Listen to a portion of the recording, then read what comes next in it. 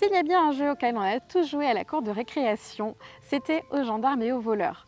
Aujourd'hui, on va voir ensemble un livre qui vous replonge totalement dans cet univers. Alors enfilez des bottes trouées et suivez-moi pour la présentation.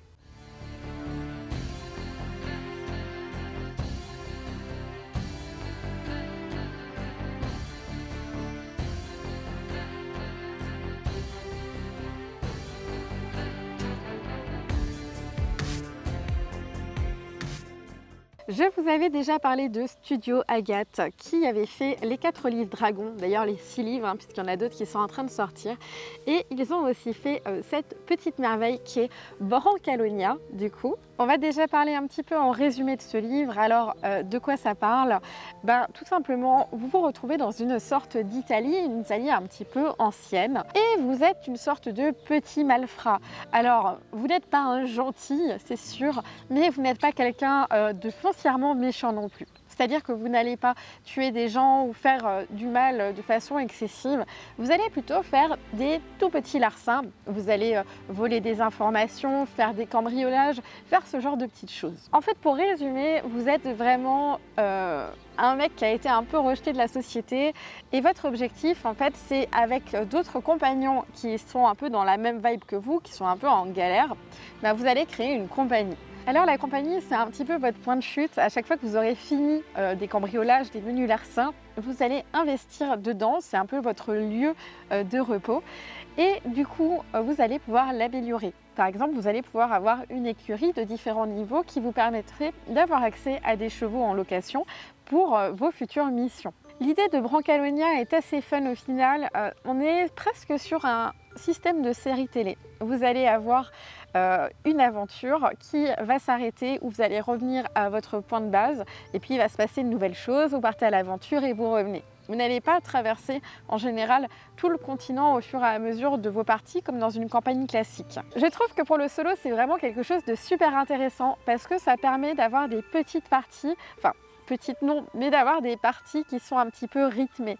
Vous allez à chaque fois avoir des sortes de petites fins d'épisodes et ça va vous permettre de voir un peu mieux où vous en êtes. Enfin, maintenant que je vous en ai parlé un petit peu en gros comme ça, ce que je vous propose, c'est de passer en vue du livre pour vous montrer un peu plus en détail toutes les petites choses qui ont fait que j'ai trouvé que Brancalonia valait vraiment le coup. Ce que je vous propose maintenant, c'est de regarder un petit peu ce qui est à l'intérieur de ce livre. Alors on va pas regarder en détail tout ce qu'il y a, je vais vous laisser un petit peu une part de découverte, mais je me suis noté différents petits onglets de choses qui peuvent être utiles pour moi pour le solo, et je vous propose d'aller jeter un œil directement dans ces sections du coup pour voir un petit peu ce que ça peut nous apporter. On va commencer par la compagnie et les règles de Brancalonia. Alors elles sont un petit peu différentes d'un donjon et dragon classique, puisque la plupart du matériel que vous allez trouver, c'est ou des choses très abîmées, qui coûtent du coup moins cher, ou alors des choses qui sont de la contrefaçon.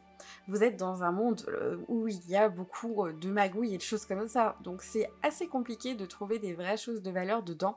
Et de toute façon, quand vous commencez une campagne dans cet univers-là, ne cherchez pas, vous n'avez pas de thunes. Le livre va ensuite parler des compagnies. Alors je vous en parlais un peu plus tôt, les compagnies c'est votre groupe d'aventuriers avec lequel vous êtes et aussi d'autres personnes qui sont dans la même situation que vous. Vous vous rejoignez pour faire une sorte de clan et la première chose que vous allez pouvoir faire c'est de créer votre propre repère. Alors le repère c'est très rigolo parce qu'on peut vraiment faire tout ce qu'on peut imaginer finalement, que ce soit une ferme, que ce soit une grotte, un souterrain. Donc ça peut être quelque chose à faire en session 0 qui est vraiment très fun d'un point de vue MJ. Vous avez du coup aussi des améliorations que vous pouvez apporter. Alors pour les apporter, il faut payer. Du coup, c'est en faisant divers contrats, divers larcins que vous allez pouvoir faire tout ça. Vous avez en agrandissement possible actuellement la cantine qui vous permet en gros de mieux vous reposer, les écuries pour les déplacements, la forge pour les outils, le marché noir pour les objets magiques. Et là, ça peut être très intéressant parce que au niveau 3 du marché noir, vous pouvez demander un objet magique spécifique et en plus ils sont pas extrêmement chers, ils coûtent 150 PO les objets magiques rares, donc c'est quand même quelque chose de plutôt atteignable. Je trouve que cette section est un petit peu légère et j'aimerais beaucoup, comme dans Forbidden Land, pouvoir ajouter encore plus de choses et je pense que je vais essayer de faire un mix des deux. On parle ensuite ici des primes. Plus vous allez faire des actions qui sont interdites, des actions qui sont plutôt dangereuses, mais en tout cas toujours illégales, plus votre prime va augmenter. Et en fait, le montant de la prime qui est sur votre tête, bah, ça va correspondre à votre réputation en fait, et c'est ce qui va vous permettre d'améliorer certaines choses. Je trouve l'idée assez rigolote parce que dans un sens, ça va remplacer l'XP entre guillemets pour pouvoir débloquer plein de choses. Une toute petite parenthèse par rapport à l'XP, dans ce jeu vous pouvez pas dépasser le niveau 6. Par contre quand vous arrivez au niveau 6, vous pouvez quand même développer d'autres dons après qui sont très utiles, mais en tout cas vous pouvez pas monter jusqu'au niveau 20 comme vous le faites classiquement. Dans les différents méfaits que vous pouvez faire, on peut les voir ici, il y a effectivement du coup pas de crime grave, pas d'homicide ou des choses comme ça, mais il y a plein de petites choses comme des insultes, du vol à la tire, du chapardage, de l'adultère et ce genre de choses. Donc c'est des choses qui sont plutôt communes et je pense qu'au bout d'une ou deux quêtes, vous allez déjà avoir accumulé pas mal de ces petites choses-là. En vient ensuite un chapitre qui s'appelle la Rixe et qui vous donne des règles pour faire des sortes de bagarres de taverne. Alors je suis tombée en amour devant ce système-là parce que ça permet de régler certains litiges sans ouvrir vraiment un combat avec la battle map, etc. Ça fait juste que votre personnage va être KO et qu'il va perdre quelque chose, souvent quelque chose de plutôt léger. Et j'avoue que dans mes aventures, globalement, il y a vraiment des moments où, je suis plus sur une dispute que sur un combat mortel. Et je pense que le système de Rix va m'accompagner dans absolument toutes mes parties. Alors j'ai fait ce petit onglet pour des mini-jeux, et je vous avoue que je sais pas si je vais m'en servir, mais en tout cas je trouvais ça très rigolo. Ça vous propose 1, 2... 3, 4 mini-jeux à faire avec des dés qui sont des jeux où on va un petit peu parier. Est-ce qu'on continue? Est-ce qu'on arrête? On peut avoir des malus, on peut avoir quelques conséquences. En tout cas, je me suis dit que si dans une partie j'étais beaucoup dans une taverne, ça pouvait être quelque chose de plutôt amusant. Alors, dans cette version de D&D, vous allez avoir des repos courts qui durent une nuit entière et des repos longs qui durent une semaine entière. Étant donné, comme je vous le disais, que le jeu est fait un petit peu comme une série télé, en fait, le moment où vous êtes à nouveau avec votre compagnie dans votre repère, c'est le moment où vous allez avoir cette semaine vraiment de farniente et de repos. Si pendant votre semaine vous décidez que votre personnage veut faire la fête, il vous en proposait un petit tableau aléatoire que j'ai pas vraiment lu pour me laisser la surprise et qui permet de voir comment ça s'est passé. On arrive ensuite sur un chapitre qui va parler de contrefaçon et de mauvaise qualité pour les outils ou pour les armes. Et j'ai trouvé ça très intéressant pour l'utiliser dans absolument toutes les campagnes que je fais. Déjà, vous avez des valeurs tarifaires quand les choses sont fausses, donc c'est assez intéressant. Et puis, vous allez pouvoir voir comment se comporte quelque chose qui est de contrefaçon. Est-ce que, par exemple, il va se casser plus vite? Est-ce que une arme qui est nulle sera aussi solide? Ou est-ce que elle va faire plus ou moins de dégâts? Toutes ces choses sont expliquées là-dedans et j'ai trouvé l'idée très amusante. Un autre point important de ce livre, c'est les décoctions, en fait c'est l'alcool. Vous pouvez acheter ou faire fermenter différentes choses. En fait on revient, c'est un petit peu des potions, littéralement. Mais des fois ça peut vous aider et moi j'aime beaucoup un peu tout ce système de craft. Donc je me suis mis un petit onglet pour pouvoir l'essayer. Comme vous l'avez compris, dans cet univers où tout est plutôt en contrefaçon ou de mauvaise qualité, c'est aussi le cas des objets magiques. Alors on vous propose de nouveaux objets magiques qu'ils ont appelés Camelot magique.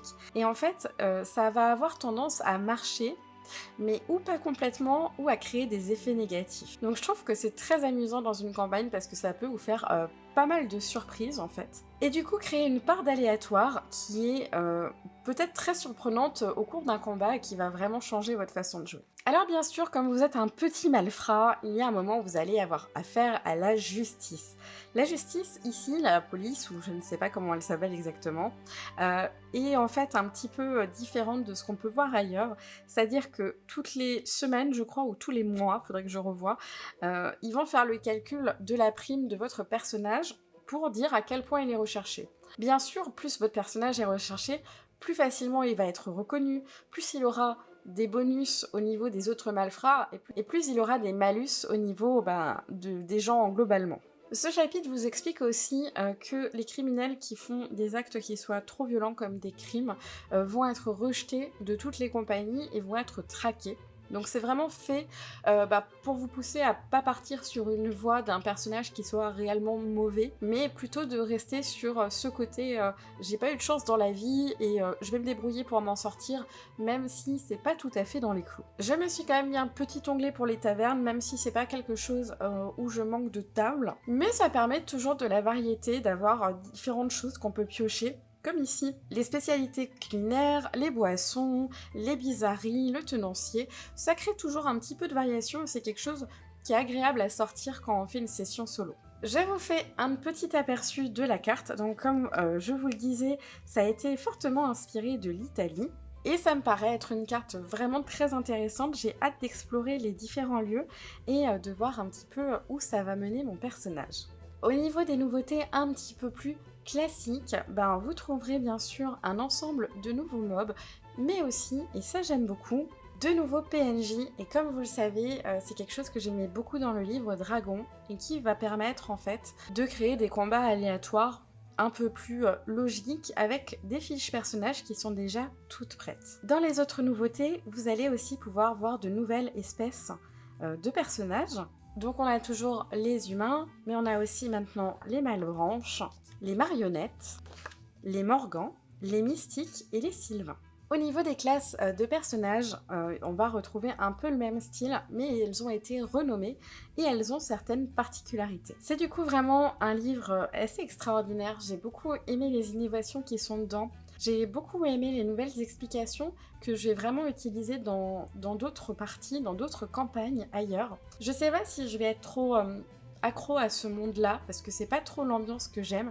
Par contre, l'idée de cette personne qui doit un petit peu se débrouiller, qui n'a pas les meilleurs objets, voilà, etc. Ça, clairement, je vais faire une partie avec. N'hésitez pas à me dire en commentaire si vous êtes intéressé pour que je commence une campagne dedans avec vous sur YouTube. Je pense que ça peut être vraiment très intéressant. Comme toujours, si vous avez des questions, vous pouvez les laisser en commentaire, mais je serais assez curieuse de voir qui est resté jusqu'au bout, alors si c'est le cas, laissez-moi une chaussure smiley en commentaire. En tout cas, on se voit vendredi prochain pour une nouvelle vidéo, et en attendant, amusez-vous bien!